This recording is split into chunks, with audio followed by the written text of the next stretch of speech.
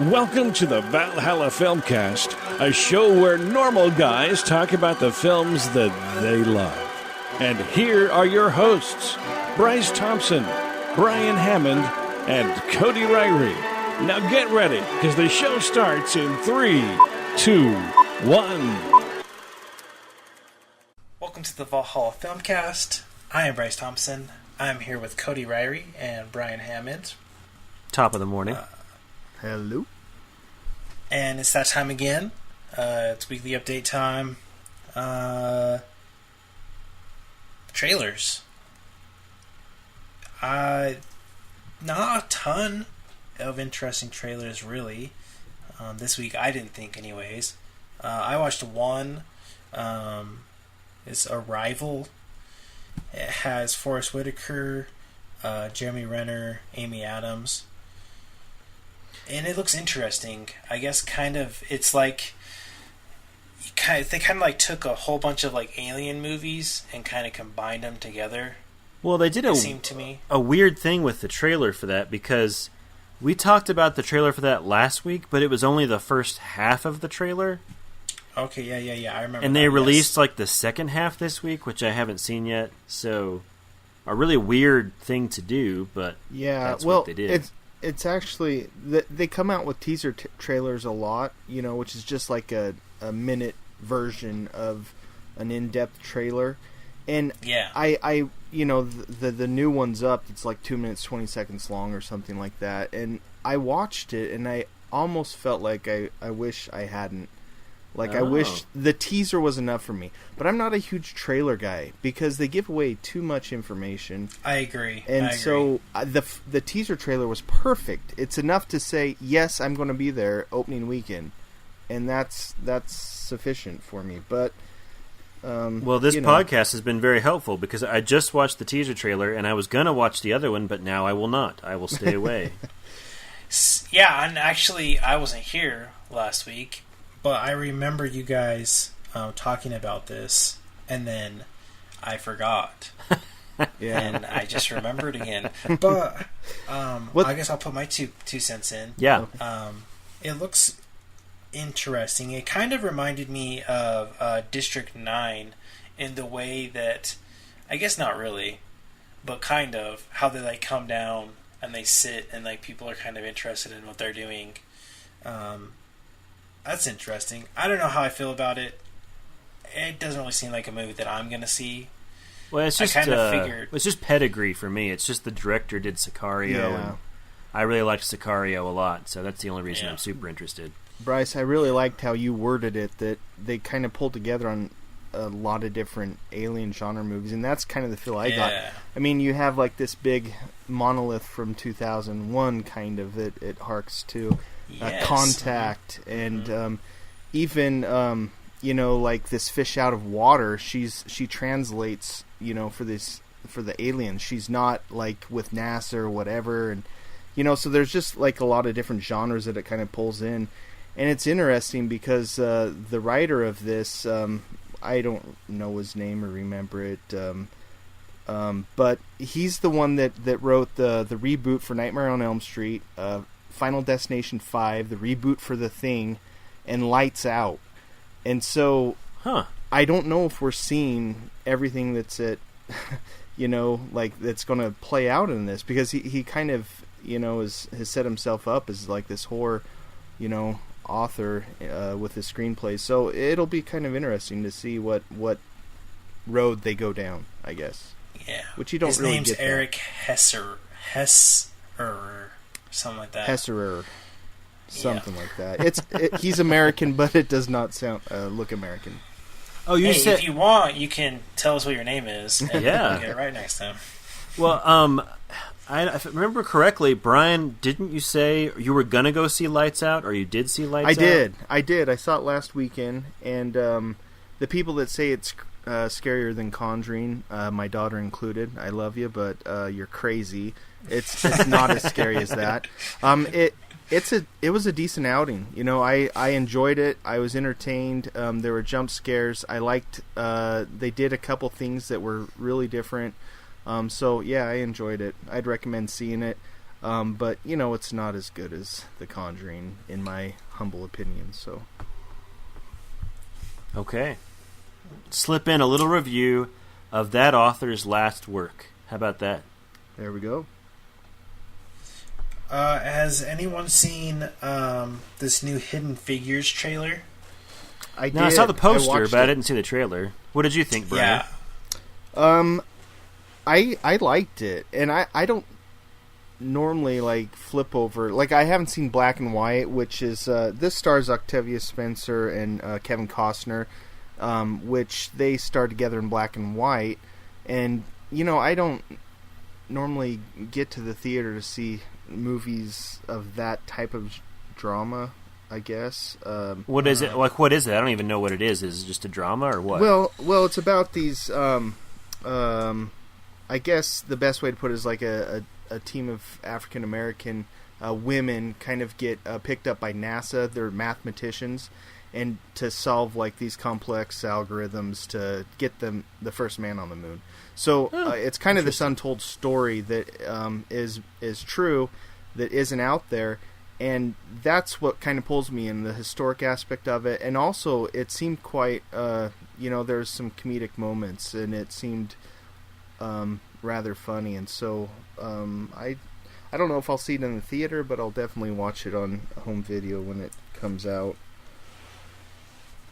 So that was pretty much the only big trailers, really. I mean, that was the Hidden Figures was really the only one that was big that kind of dropped this week, really. Did you guys talked about? Did we already discuss? My memory. Did we already discuss the Rogue One trailer last week? We touched on it, I think 1 or 2 weeks ago. I did watch it again this week, but yeah, I think we have talked about it, haven't we? That's the one that's just getting a lot. I don't know if this is a thing or not, but I know sometimes movies will stay out of the way of other movies if they're going to be big, and it seems like all the trailers were shy to be close to Rogue One. They gave it a wide berth because there wasn't much coming out trailer-wise. Yeah. The only other trailer I saw all week was a teaser trailer from Robert Zemeckis' new film, Allied. Did you guys get a chance to see that? It's a Brad Pitt. Yeah, Brad Pitt and Marion Cotillard. It's kind of like a World War II Hitler, infiltration spy type thing, love story. Oh, wow. That's all I could get from the first minute I watched. But I watched it. I don't remember it really at all, honestly. It changed your life. What I remember is Brad Pitt looks weird in it. He looks like the makeup, it makes him look really old or something. Because I was really excited because I quite enjoy Brad Pitt. Yeah, me too. And the girl, whatever. But Brad Pitt, I was like, heck yeah, let me watch this trailer. And then I don't really remember too much of it. Yeah. So I guess that tells you all I something, took from it is it's World War II and it has Brad Pitt. So yeah, exactly. Enough said. Yeah. All right, let's move on to box office. Pretty much Suicide Squad is just still kicking it. I mean, 222 million. That's after 2 weeks. And then the best this week was Sausage Party at 34 million. Well, I know that Sausage Party, it took the Friday box office. It won Friday but lost the weekend. Yeah, Weekend Suicide was still up. I wanted to see what you guys thought of that. Are you surprised that it's doing so well? Well, it's doing well, but it had a 69% drop from 1 week to another. And I saw a list comparing that with other superhero films, and I want to say Marvel's drops were all in the 50s, and some of the early ones are even in the 40s. And so that's a pretty steep drop for a big tentpole movie. Almost exactly what we saw for Batman vs. Superman. So a lot of money, yes, doing well, but we are seeing the word of mouth and maybe some other things hurt it for its longevity. I see. Do you think that they were really expecting this to like explode and do amazing? No, seemed like it was very front loaded. They were trying to get everything they could out of that first weekend, and then as soon as people saw it, and there are some people who like the film, I've seen those people talk about it, but as a whole, a lot of people were very disappointed, and I think that the company, that Warner Brothers, probably had an inkling it was going to be that way, so they really tried to front load that first weekend, and we're just going to see it drop more and more, I think, from here on out. Well, yeah, but also, like, look at who has made it. I think they're all hilarious, but also you have to think about their previous films and kind of judge it from that as well. You know it's going to be stupid. You know it's going to be, full of, filthy jokes. It's just going to be super hilarious. Are we talking Sausage Party? Yeah. Oh, okay. I was talking Suicide Squad, but yes, Sausage Party. Oh, yeah, no, I was on Sausage Party. I don't know what you're talking about. You're on to the Sausage Party. Forget Suicide Squad. Yeah, I forgot about Suicide Squad months ago. But, so yeah. Well, that's what I was talking about. Well, apparently, all the things I just said before were all about Suicide Squad. When it comes to Sausage Party, it is already the highest grossing R-rated animated comedy of all time. Not a huge list, but of that list, it is the highest grossing already. Huh. Period. In its opening weekend. Which is very interesting. I mean, it's kind of expected almost in a way because it's something that you haven't seen. Mm-hmm. But then also, the people who it's made by, there's a huge list of cast of, like, pretty popular people. And so that's going to... Well, and like you said, the filthy jokes is one thing, and also it's been getting a lot of heat because some people are saying that they took the message of the movie to be a harsh critique of religion, which... Very interesting. Again, but that they're shooting for that audience. They're shooting for the audience who likes things that are shocking and... Yes, definitely. So, it seems like they really reached them because they did really well their first weekend. And I mean, you just gotta know that it's gonna be this way. I mean, I guess when I saw what it was, first I was like, what kind of movie is this? And then I saw who it was made by, and I said, oh, okay, that's what kind of movie it is. So if you're going in expecting this, I don't know what you're expecting, but if you're expecting something that it's not, then I feel like that's your own fault. Well, and this weekend... We have Jesus coming back to take the box office away from them in the form of Ben-Hur. So we'll see if that happens. Yes. You hear from one party, then you hear from the other. It's all balanced out. How do you think Ben-Hur is going to do? I have no idea. I really don't. Because they've been marketing it as an action movie with like 1 or 2 or 3 quick shots of the crucifixion to hopefully get the Bible crowd, I suppose, too. And they've been showing a lot of Morgan Freeman with his terrible fake hair. So I don't know. It doesn't interest me, but my boss at work talked about how much he wanted to go see it, and he's just a regular Joe. So maybe we're reaching the regular movie-going public. We'll have to see. What I find these movies like this, like Ben-Hur and what are some other titles? I'm thinking of Noah recently and Exodus.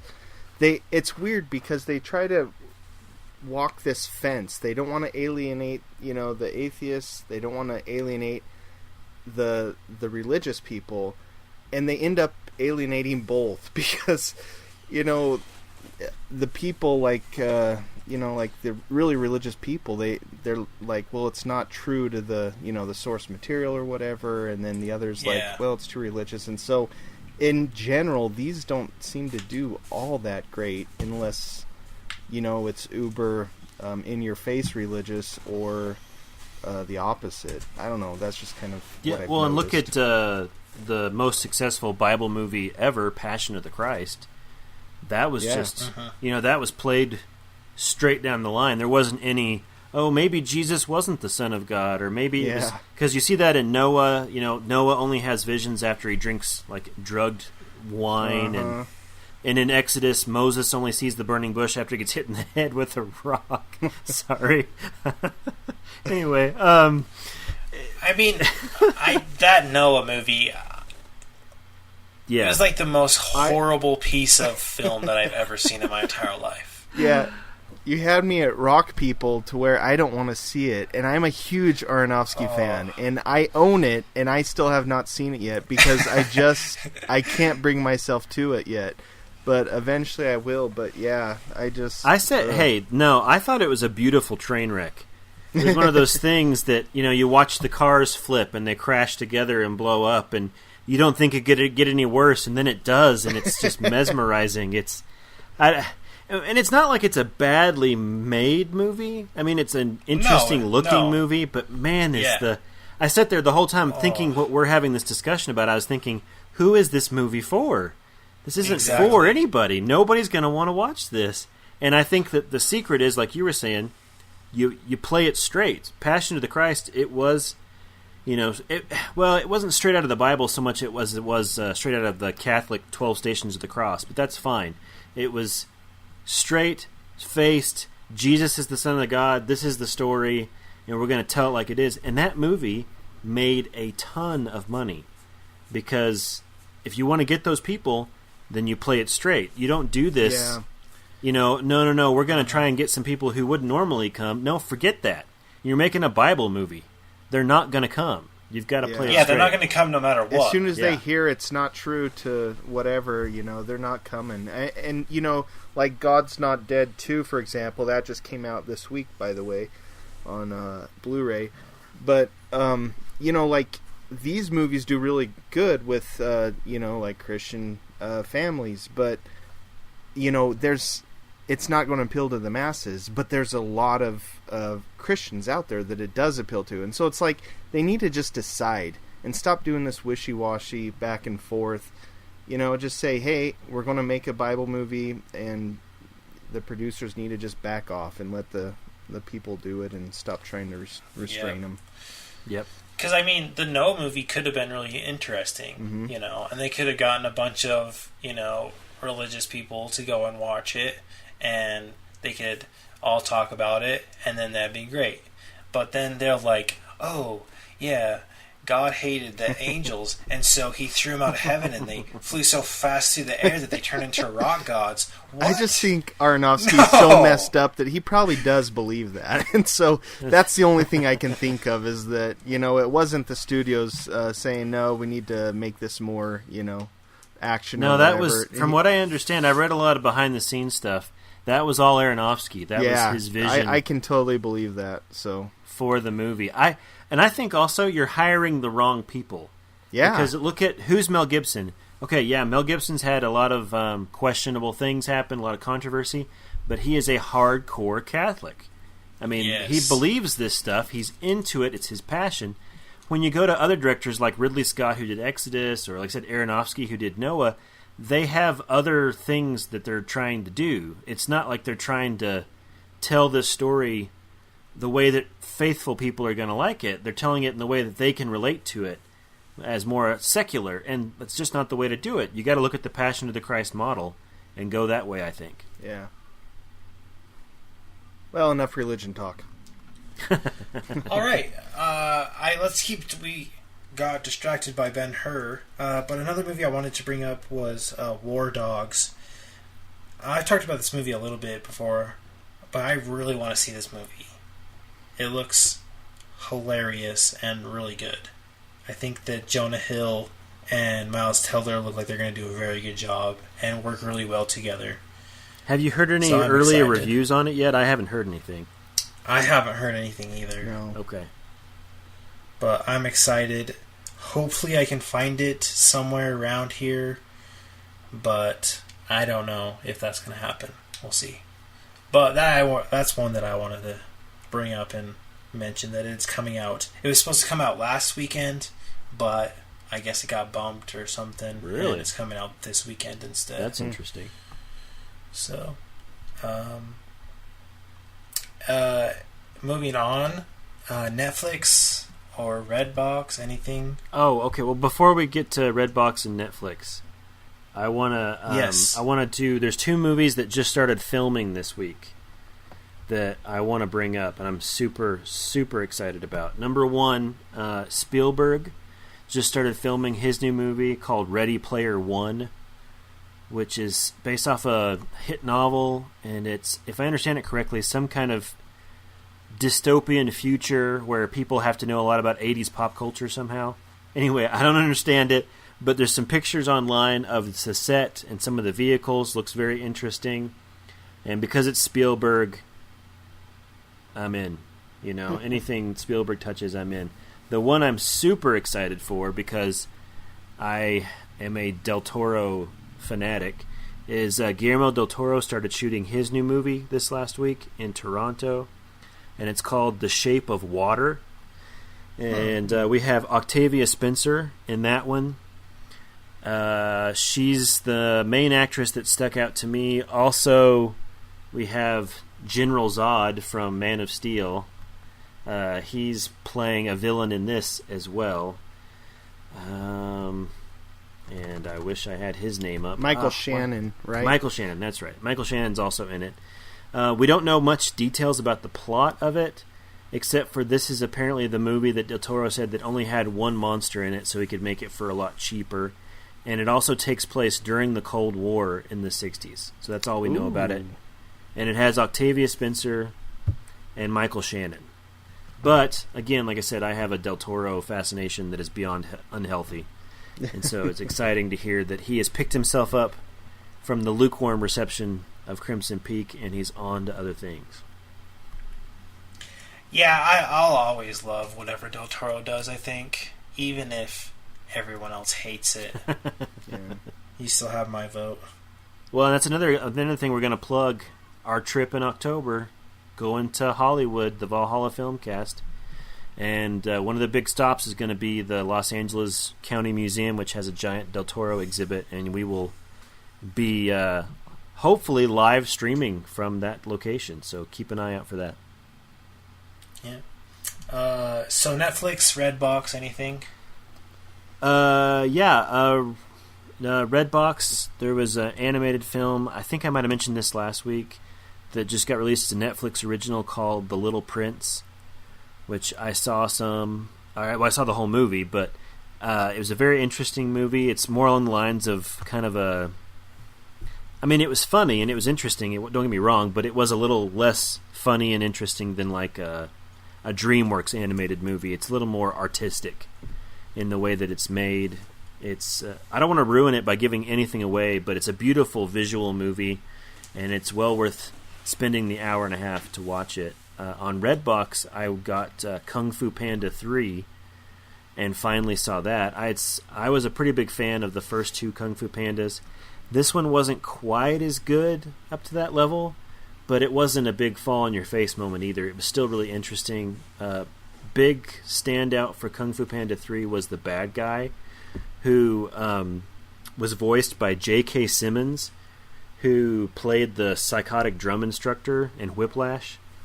And yes. So he's another guy that as soon as I saw Whiplash, I thought, well, I'll watch everything he's in from now on, because he is just a fantastic actor, and he is so funny and kind of threatening as the bad guy in Kung Fu Panda 3. I think it's worth watching just for his voice work in it. So yeah, I give it a thumbs up, not a huge thumbs up, but if you liked the first 2, you'll like the third one.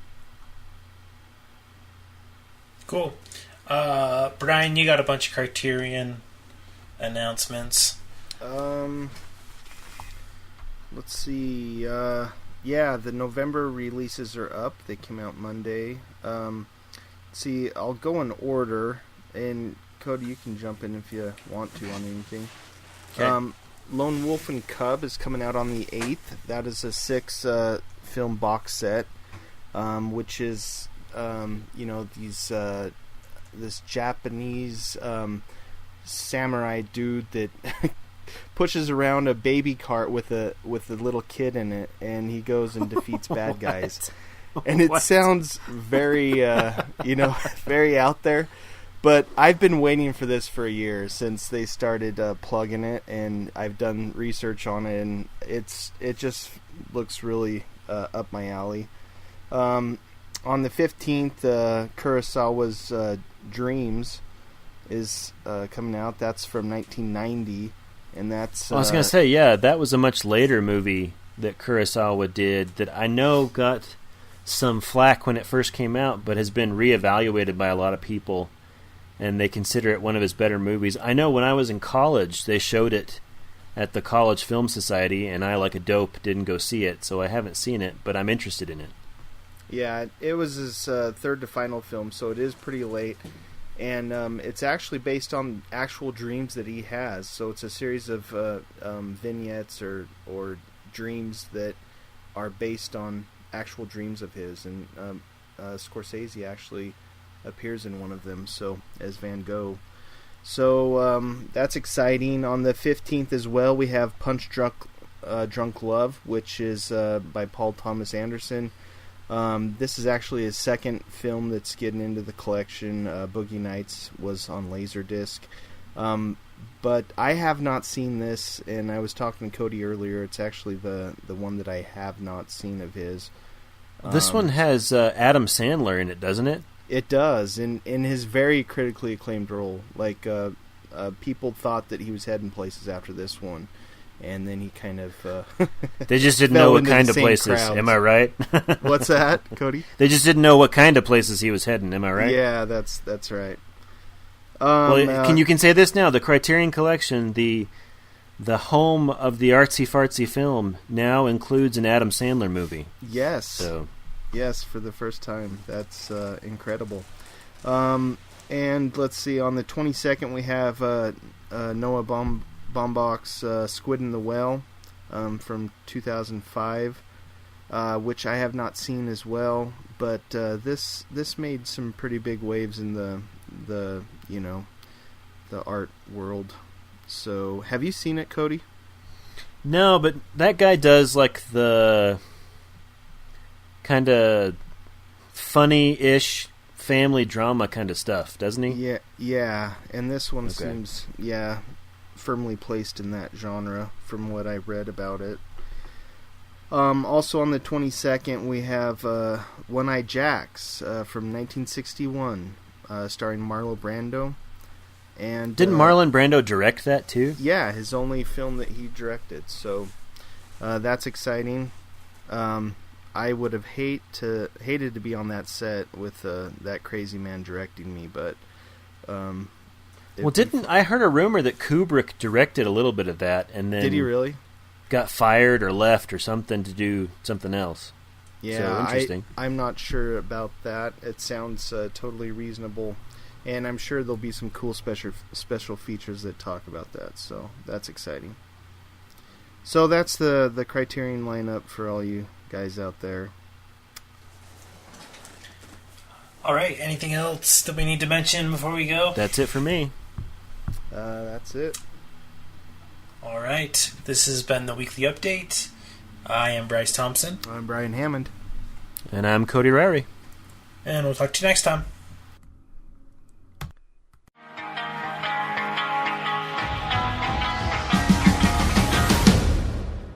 The following views, opinions, and commentary are the sole property of the Valhalla Filmcast. Any unauthorized reproduction without prior consent is prohibited. Any incidental music, audio clips, or film trailers are used for the sole purpose of film criticism and commentary as allowed under the Fair Use Act.